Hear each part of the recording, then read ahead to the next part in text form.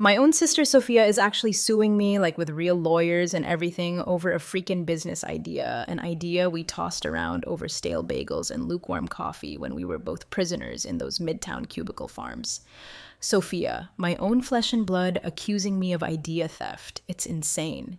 It all started when we were both chained to those dreadful corporate desks, staring at spreadsheets and dreaming of freedom of something bigger than ourselves. I confided in her, shared this little spark of a business idea that was flickering in my mind, terrified to jump, but the passion was there, burning. Sophia, always the cautious one. The voice of reason, she listened, but I didn't think she really heard me. Then a few months ago, I finally took the leap, launched my company, and now she's claiming I stole her idea and is dragging me into court. How did we go from sisterly chats about escaping the grind to all-out legal warfare? It wasn't that long ago, really, Sophia and I trapped in those soul-sucking office jobs.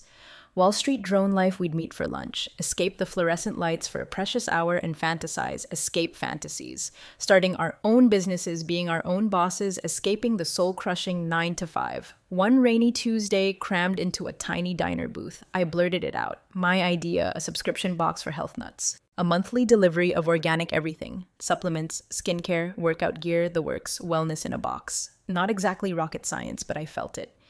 Potential Sophia, ever the cautious New Yorker, wasn't exactly jumping for joy. Sounds ambitious, Liv, she said, picking at her salad. Liv, by the way, that's Olivia. Me, the market's crazy, crowded, and where are you going to get the cash? Practical Sophia, always the practical one. I nodded, pretended to take her concern seriously, but the idea had already taken root, wouldn't let go. Over the next few months, while pretending to analyze market trends for my actual job, I was secretly refining my health box plan market research at 2 a.m., scribbling notes on napkins. The whole shebang, decided to go for it. Didn't breathe a word to Sophia after that lunch. Knew she'd just pour cold water on it again. But once I was committed, once I'd handed in my notice, terrifying and exhilarating in equal measure, I figured I'd reach out, get her advice. Maybe big mistake. Biggest mistake of my life. Things spiraled faster than a runaway subway train, poured every ounce of myself into this business. Blood, sweat, and tears, literally. Funding was tighter than rush hour on the L train, worked evenings at a bar in the village, slinging drinks to pay for website development, for inventory, for everything. First few months, brutal, questioned my sanity daily, then finally a break managed to charm a couple of angel investors. Suddenly it was real. Suddenly it was happening. Business started to breathe, to grow. Website traffic ticked up. Sales trickled, then flowed. Spent days, nights, weekends hustling, marketing like crazy, hand-picking products, forging partnerships with cool indie wellness brands. In the beginning, I'd keep Sophia in the loop vaguely. Hey, businesses. Progressing, website launch next month, fingers crossed. Occasional questions, logo options. What do you think? Social media strategy? Any thoughts? She wasn't exactly throwing confetti, but she offered general advice. Keep your overhead low, Olivia, seriously. Online presence is everything these days. Sisterly support, I thought naively. As sales climbed, as the business started to actually work, my confidence soared. This crazy dream, this tiny seed of an idea was blooming. Becoming real, that's when Sophia started to notice. At first it was subtle, polite inquiries. How's the health box thing going? Any new partnerships? I'd fill her in. Keep it light, keep it positive. But as my business gained real traction, as the press started to notice, the tone shifted. Subtly at first, more suggestions. More helpful advice. Acting like she suddenly knew exactly how to run my company. You should really target the yoga studio crowd. Have you thought about influencer collaborations? She'd send me articles, unsolicited marketing tips, even drop hints about how she could help out with this or that. Tried to brush it off. She's my sister, right? Maybe she's just interested, but it felt off, like she was trying to insert herself inch by inch into my space. Grateful for her input, sure, uncomfortable, absolutely. Then the dinner, the fateful family dinner at our aunt's place in Brooklyn. We were talking business, me excitedly sharing some growth projections when she dropped the bomb, casually like it was nothing. She says mid-bite of lasagna, I was actually thinking of doing something like this myself a while back. My fork clattered onto my plate, something like, what? A health box, she says all nonchalant. Had a similar idea ages ago, just never got around to it. I laughed, thinking she was joking. Seriously, Soph, you never mentioned anything. She was quiet for a beat, then, yeah, well, guess I never had the guts, but seeing how well you're doing makes me think maybe I should have. Didn't think much of it then. Stupid, stupid me. Looking back, that dinner, that casual comment, that was the turning point, the moment the seed of resentment was planted. Sophia, who'd never uttered a peep about business aspirations, suddenly claiming she'd had the same brilliant idea. Right. Things stayed relatively calm for a few weeks. False calm, the calm before the storm, then the social media post, innocent enough, I thought. Just a regular Tuesday, posted an update about hitting a major milestone partnership with a huge national wellness brand, finally official. Huge win for my company, shared the news, beaming with pride. Hashtag blessed, gave a shout out to my amazing team later that evening. Scrolling through comments, my heart plummeted into my stomach. Sophia's comment, glaring back at me from the screen publicly for everyone to see. Funny how you made it this far, she wrote, dripping with sarcasm, with an idea that's clearly mine. My blood ran cold. Mine. What was she even talking about? Seems like you've been using my plans all along. Plans. What plans? I froze, stared at the comment, rereading it, trying to make sense of it. Clicked on her profile, heart pounding in my chest, and there it was. Her new business, launched that day, Health Box subscription service. Organic wellness products, target market, identical to mine. Website design, strikingly, disturbingly similar. Products, even some of the brands were the same. It was like looking in a twisted mirror, like she'd cloned my entire business. My hands started to shake. Texted her immediately, fingers flying across the screen. Sophia, what is going on? Why are you saying this? Her reply was instant brutal. I had this idea. First, Olivia, don't act like you own it. Furious beyond furious. Months. Sophia, I've been working on this for months. You never even mentioned starting a business. This isn't your idea. She was unyielding. Don't play innocent. We both know who came up with this first. Couldn't believe this was happening. My own sister twisting my words, trying to claim ownership of something I had bled for. Something I had built from the ground up. Felt like she was trying to erase my hard work, steal my success. The situation went nuclear in 48 hours. My phone buzzed with an email notification. Subject line, Law Offices of Stern and Klein. My stomach dropped, opened it, dread pooling in my gut. Formal letter from Sophia's lawyer accusing me of stealing her business idea. Intellectual property theft. Unlawful use of her concept. The letter demanded I cease operations immediately. Cease operations. Pay compensation for damages. I stared at the letter dumbfounded. Was this real life? Was my sister the person I shared childhood secrets with? The person I thought I knew better than anyone actually suing me over this? Tried to call her straight to voicemail, left a message, voice trembling. Sophia, please talk to me. We can sort this out. This is insane. I wasn't stealing from you. If anything, she was the one who had never shown an ounce of entrepreneurial ambition before. But it was clear, this wasn't about business anymore. This was personal, a full-on scorched earth personal attack. Didn't understand how we'd gotten here. We'd been, okay, close even, or so I thought. Shock turned to steel. After the initial wave of disbelief, anger surged. I knew I had to fight back, protect my business, protect my reputation. Reached out to a lawyer.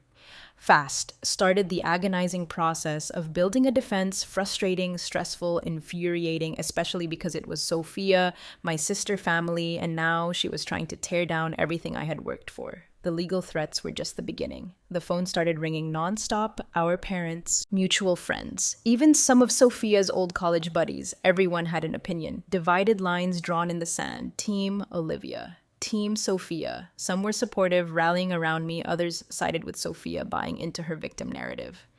The hardest call. Mom, her voice strained, accusatory. Olivia, why would you do this to your sister? Stung like a slap in the face. I'd always been the peacemaker, the responsible one, the good daughter. Now I was the villain. Tried to explain to reason with her impossible. Felt like she'd already made up her mind. Just settle with Sophia, honey, Mom pleaded. Make this go away, settle. Admit guilt for something I didn't do, felt more isolated than ever. Sophia was playing the victim card masterfully. Social media was her weapon of choice. Sister steals my dream family, betrayal. Dramatic, inflammatory posts went viral. Among our friends, our extended family, even strangers started weighing in. Backlash was swift, brutal, started to feel the weight of public opinion even though I knew I was in the right. The anger I'd been suppressing finally exploded. Why was I being painted as the bad guy? She hadn't lifted a finger to start a business until after mine was successful. Why was I the one being pressured to back down? Days turned into weeks. The stress was relentless. Constant calls, worried whispers at family gatherings, which I started avoiding. The looming threat of the lawsuit hanging over everything. Then another message from Sophia's lawyer. Not just a warning anymore, formal demand to settle or face court. With Sophia, over this petty sibling rivalry, my stomach churned. How had we gotten here? She knew me, knew how much this business meant to me, knew how many sacrifices I'd made, how many times I'd helped her, picked her up when she was down, and now she was willing to tear everything apart for what ego jealousy. The constant barrage of negativity, the doubt creeping in, started to erode my confidence. Was I wrong? Had I somehow unintentionally stolen her idea? Was this just her twisted way of trying to control me, to control my success? Pressure was immense. Crushing sleep became a luxury I couldn't afford. Appetite vanished. Every notification on my phone, another legal document, another angry text from Sophia.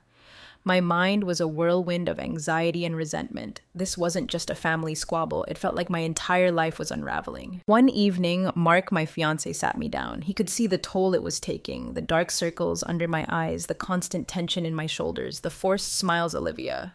He said gently, "You need to let it go. Let it go, impossible. This is messing with you, babe. Too much. It's not worth losing your peace over." It was exactly what I needed to hear, but letting go felt unthinkable. Walk away, surrender after everything I'd poured my heart, soul, and every penny I had into this business. And now Sophia was trying to take it all away, accusing me of being a thief, but at the same time, I was exhausted, bone tired of fighting. We talked for hours, strategized.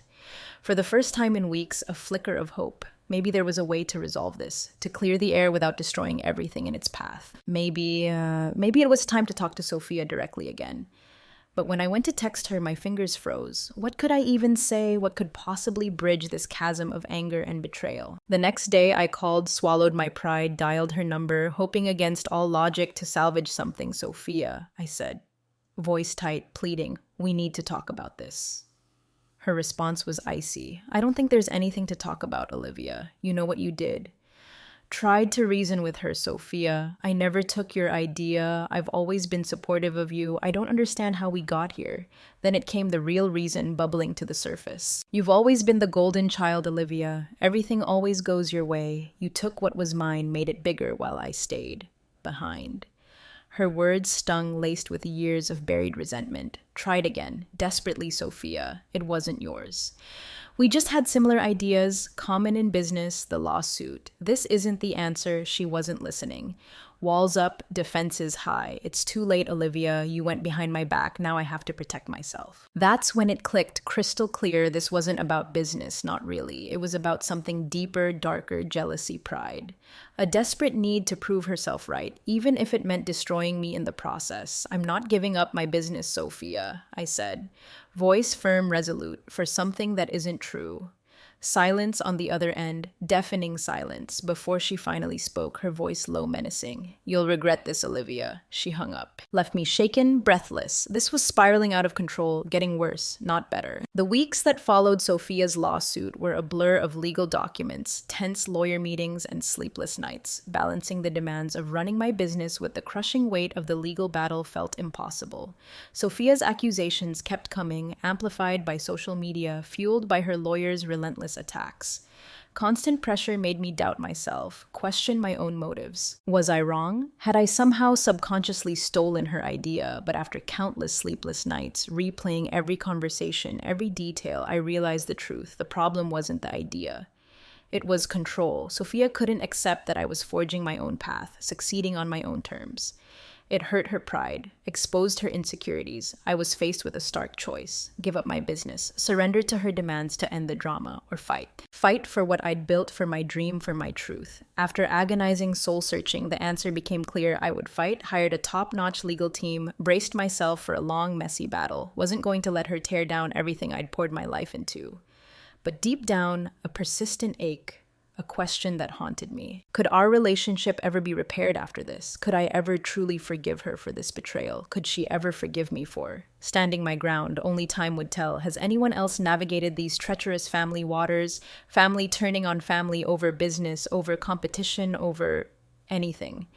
How did you survive? Seriously, drop a comment. Desperate for some solidarity in this New York minute of Family Feud madness.